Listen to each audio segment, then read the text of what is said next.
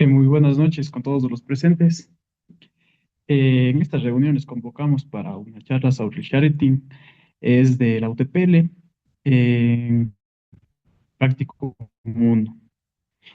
Entonces, queridos amigos, en el presente taller vamos a conocer las prácticas de prevención en torno al sharing. Para ello se ha realizado un estudio bibliográfico, jurídico y doctrinario para comprender la problemática y compartir estos conocimientos con cada uno de ustedes. Esta actividad nos permite desarrollar el proyecto de vinculación, que es sobre el tema de implementación de prácticas de prevención en torno al sharing. Se debe reconocer que la importancia de este taller radica en el proceso de aprehensión de conocimiento sobre el tema que abordaremos, lo que implicará una concientización de las personas y favorecerá el empoderamiento de sus derechos. En las siguientes diapositivas les indicaremos de qué se trata el sharing y el propósito del taller es sensibilizar en torno a esta gran problemática como es el sharing.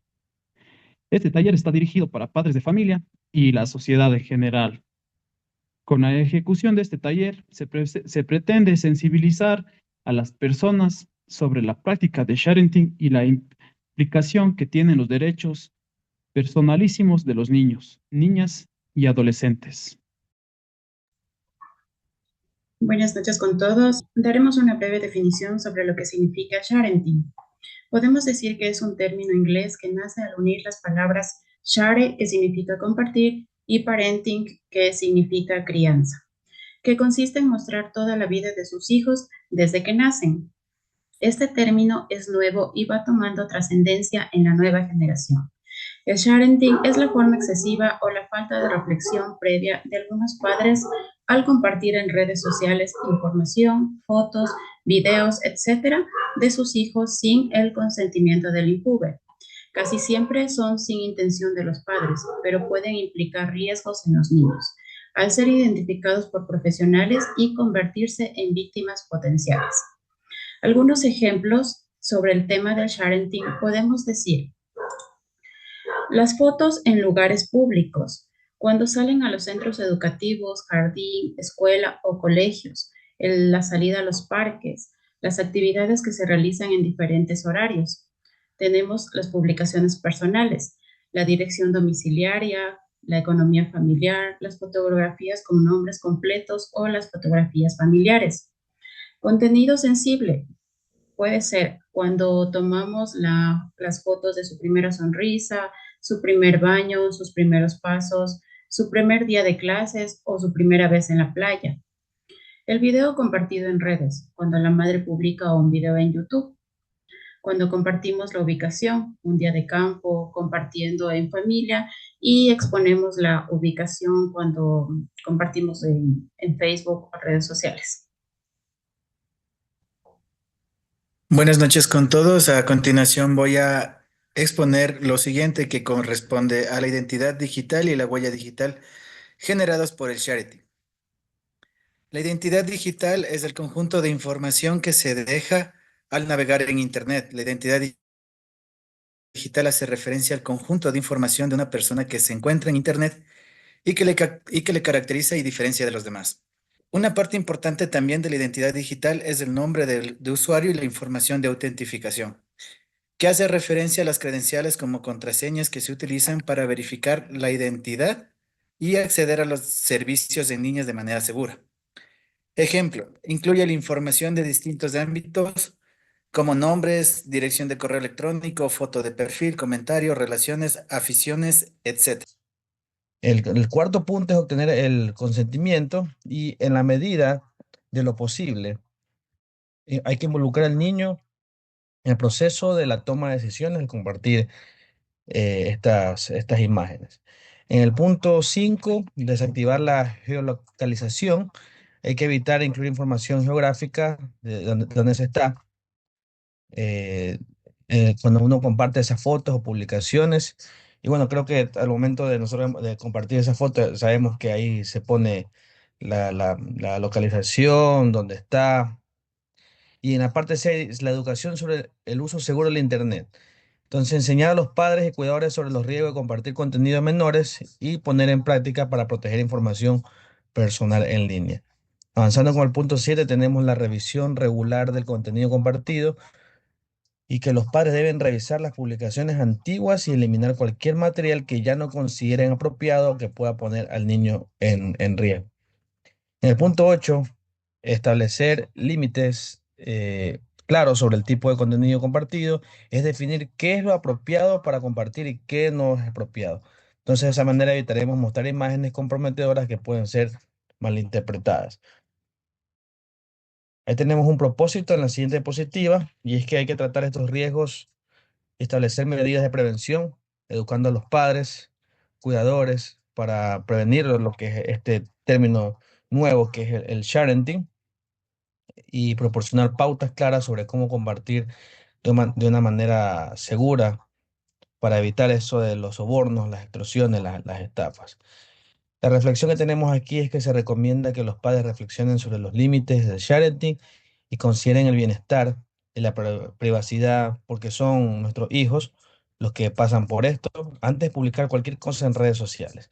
Entonces es aconsejable restringir esa audiencia de publicaciones, evitar compartir detalles sensibles como dónde estudian, el uniforme donde estudian, y lo más importante es ser muy sabios al momento de hacer esto y pensar antes de poner en riesgo a nuestros hijos. Entonces, en resumen, es evitar. Muchas gracias.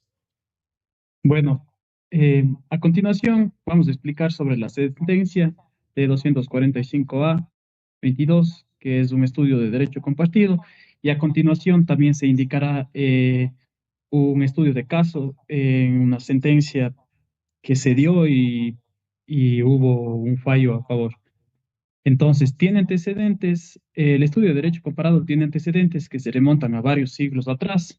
Aunque es difícil señalar un punto de origen exacto, se puede decir que ha sido una práctica común en el ámbito jurídico durante mucho tiempo. En cuanto a la historia antigua, según John Merriman y Rogelio Pérez Perdomo, desde la antigüedad las civilizaciones han tenido sistemas legales que han evolucionado y se han desarrollado de manera independiente. El estudio de cómo estas diferentes tradiciones legales se han formado y han aplicado ha sido una parte fundamental del derecho comparado. En cuanto a las escuelas de derecho comparado, según el libro de Bruno, llamado Una historia del pensamiento jurídico occidental, a finales del siglo XIX y principios del XX, surgieron varias escuelas de derecho comparado en Europa, especialmente en Alemania, Francia y Suiza. Estas escuelas se centraron en el estudio sistemático de las diferencias y similitudes entre los sistemas legales de diferentes países. Identificación de similitudes y diferencias. El derecho comparado permite identificar similitudes y diferencias entre los sistemas legales de diferentes países o regiones. En el punto 4 tenemos el análisis de mejores prácticas. Al comparar diferentes sistemas legales, es posible identificar el enfoque, qué enfoques son más efectivos en la resolución de problemas legales específicos. Esto puede llevar a la adopción de mejores prácticas y reformas legales en los países que deseen mejorar un sistema jurídico. En el punto 5, la inspiración para reformas legales. El estudio de derecho comparado puede inspirar reformas legales al proporcionar ejemplos de cómo otros países han abordado ciertos problemas legales. El estudio de derecho comparado y derechos analizados. El estudio de derecho comparado puede analizar una amplia gama de derechos, principios y áreas del derecho en diferentes sistemas jurídicos. Algunos de los derechos comúnmente analizados incluyen los derechos humanos, creo que todos aquí hemos escuchado que son los derechos humanos y siempre hablan de los derechos humanos, ya que este es uno de los campos más amplios y cruciales del derecho comparado. Los derechos humanos fundamentales, como la libertad de expresión, la igualdad ante la ley, el derecho a un juicio justo y la protección contra la tortura y el trato inhumano, se comparan y contrastan en diferentes países para evaluar el nivel de protección que brindan los sistemas legales. En cuanto al derecho constitucional, se examinan las constituciones de diferentes países para entender cómo se organizan los poderes del Estado, cómo se protegen los derechos fundamentales y cómo se distribuye la autoridad entre los diferentes niveles de gobierno.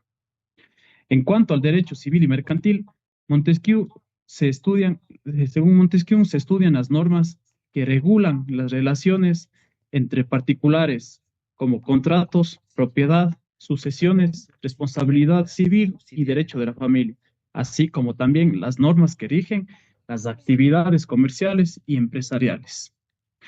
En cuanto al derecho penal, se comparan los sistemas de justicia penal, incluyendo aquí la definición de delitos, las penas y medidas de seguridad aplicables y los procedimientos de investigación y enjuiciamiento, así como las garantías procesales para los acusados.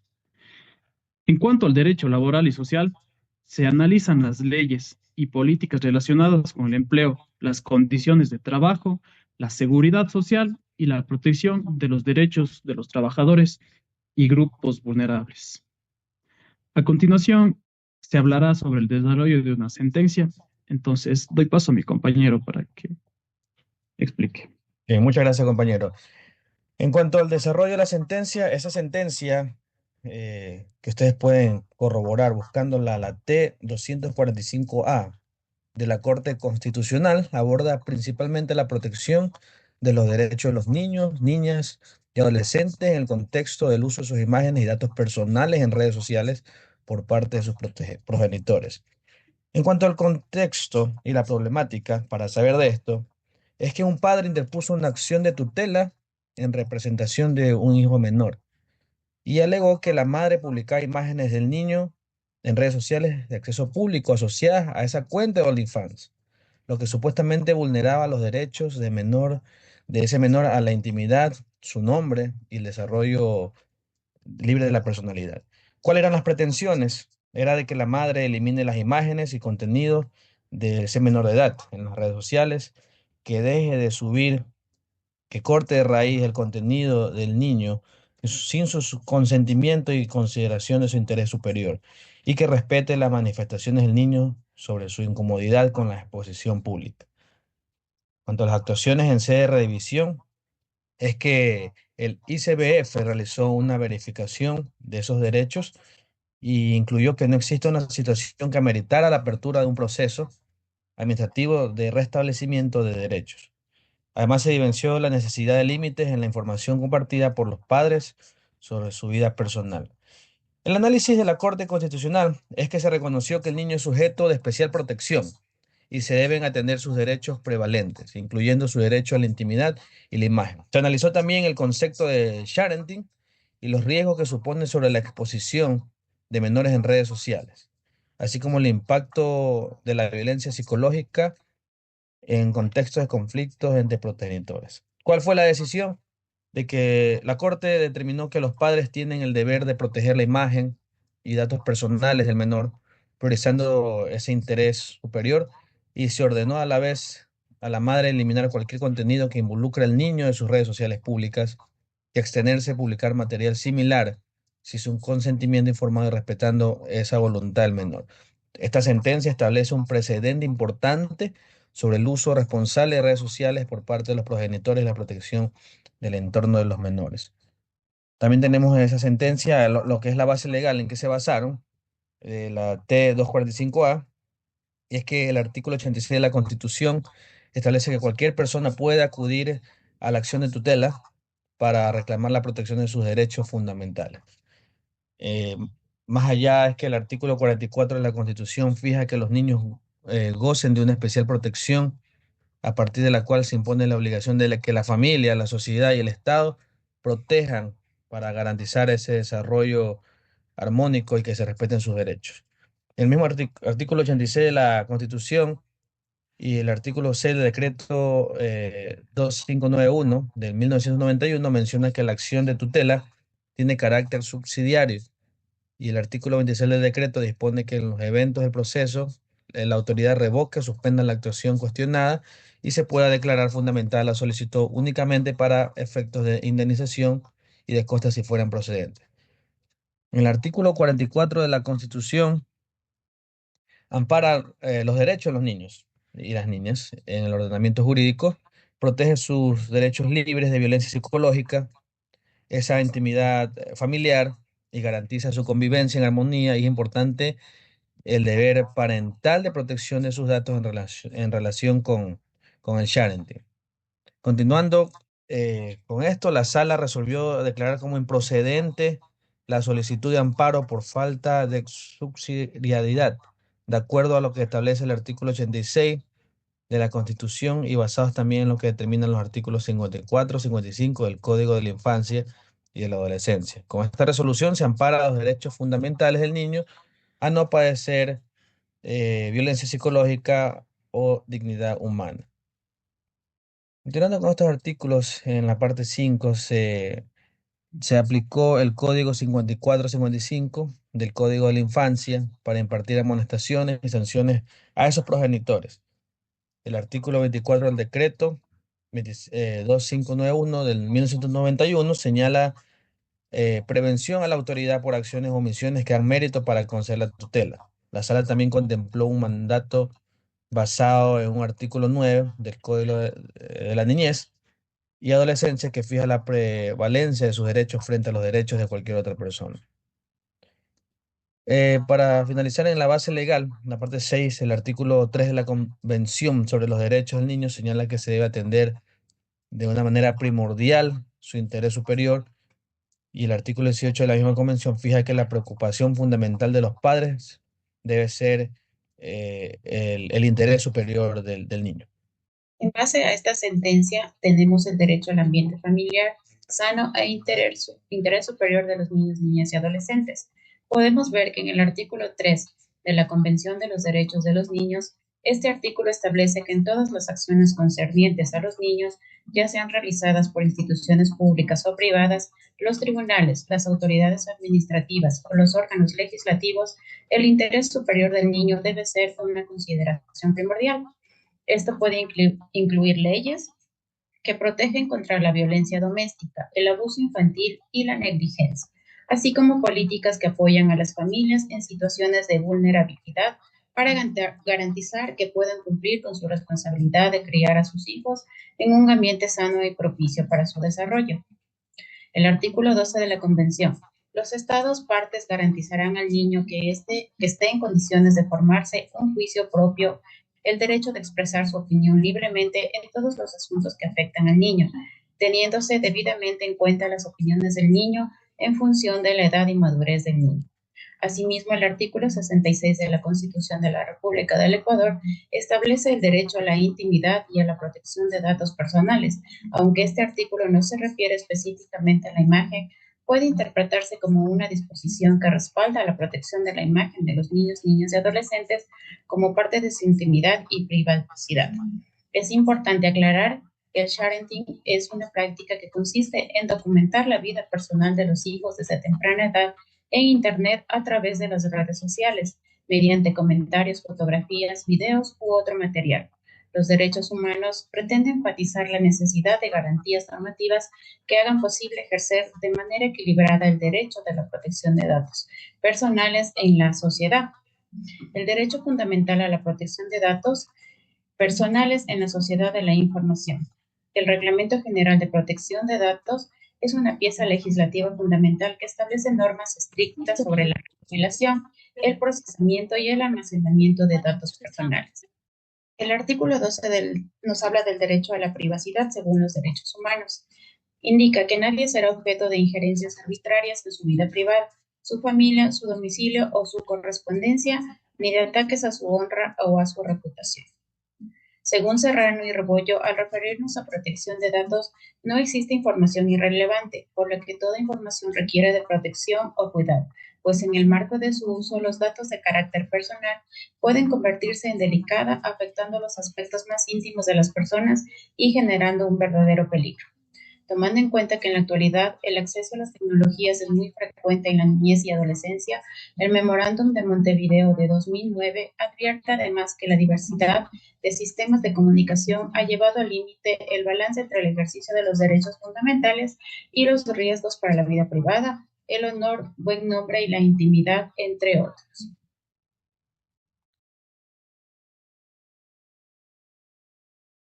Bueno, Andrés, continúa. bueno, a continuación, en referencia a la sentencia T245A-22, primero el juez resuelve con fechas de sentencia de 2 de noviembre del 2021, la Sala 14 Penal del Circuito de Conocimiento Santiago de Cali confirmó que la sentencia del 21 de septiembre de 2021 del Juzgado Tercero Penal Municipal de Función de Control de Garantías de Santiago de Cali declaró improcedente la solicitud de amparo por falta de subsidiariedad respecto a que, debido a que en lugar de amparar los derechos fundamentales de los niños, aquí está específico las siglas MAR con doble R, dentro de la sentencia se puede verificar que estas siglas se hicieron debido a que con la finalidad de proteger la identidad de los niños, niñas y adolescentes, así como también padres de familia.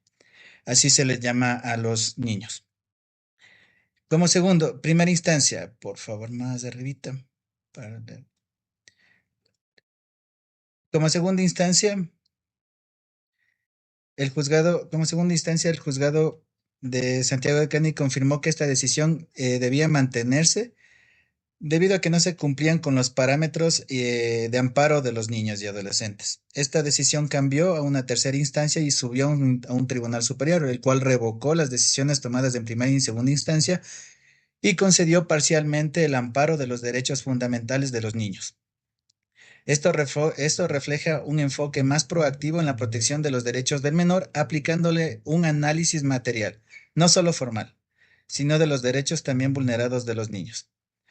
Como puntos claves del fallo, el interés superior del niño, el tribunal prioriza los derechos del menor por encima de cualquier otro interés, aplicando el principio fundamental recogido en instrumentos internacionales y normativas nacionales. Enfoque en derechos fundamentales, la decisión de toma de postura amplia respecto a los derechos del niño, reconociendo tanto los derechos individuales en cuanto a la dignidad o violencia psicológica, como derechos colectivos en referencia a la intimidad y un ambiente sano familiar. De carácter correctivo y preventivo, además de reparar los derechos ya vulnerados, el fallo busca prevenir futuras afectaciones, imponiendo medidas concretas para modificar la conducta de los padres. Y así como también tenemos que en las redes sociales este consentimiento es otorgado sin saberlo por los niños y jóvenes que acceden a las redes sociales y por el momento aceptan las políticas de privacidad que otorgan las redes sociales. Por eso la madurez de los niños a tales efectos es objeto de amplio debate, ya que a tal acceso puede acarrear graves consecuencias que se van a llegar a prever. A continuación voy a citar unas palabras de Davara Fernández, en el que establece que la labor de los padres y tutores y profesores que han de concientizar a los menores de la importancia de gestionar correctamente la identidad en Internet, de practicar el ego surfing, de buscarse a sí mismo en la red.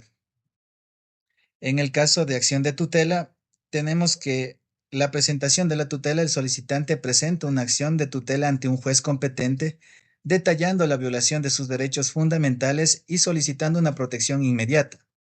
En primera instancia, como se había mencionado, el juez revisa la tutela y emite una decisión. Esta decisión puede ser concreta, puede conceder la tutela o denegarla o declararla improcedente. En segunda instancia, si alguna de las partes no está de acuerdo con la decisión del juez de primera instancia, puede apelar la decisión y llevarle el caso a un tribunal superior. Este tribunal revisa la decisión del juez de primera instancia y emite una nueva decisión. Como recurso de casación, en algunos casos se tiene que, dependiendo del tipo de asunto y la legislación aplicable, puede existir la posibilidad de presentar un recurso de casación ante la Corte Suprema de Justicia. Muchas gracias por la atención. Les deseamos una excelente noche.